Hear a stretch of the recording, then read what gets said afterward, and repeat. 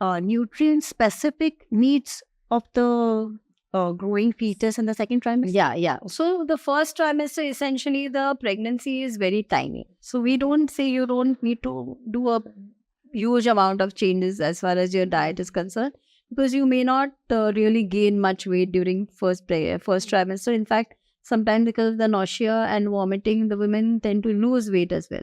But second trimester onwards, now the baby is, all the organs and systems of the baby are growing. Right. So we definitely need a good amount of protein in the diet. So the protein content of the food has to increase in the second trimester.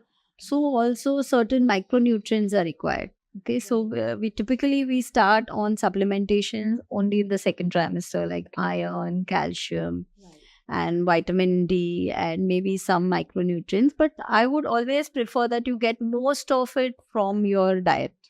So if you have a diet which is well balanced, which is protein rich, and has all colors of the rainbow, which will give you the different antioxidants that nature has provided you, and also the minerals. And so eating a good variety and eating according to the seasons is the most beneficial, and that will take care of the extra requirements. So calories wise, we know pregnancy, you just require 300 calories extra from the baseline.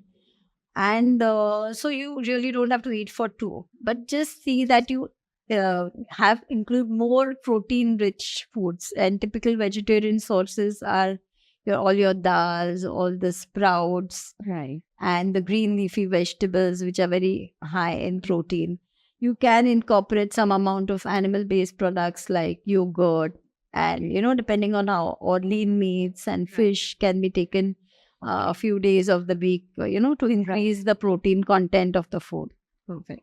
So, and I remember the importance of iron, which you told them last time, how important it is during this time.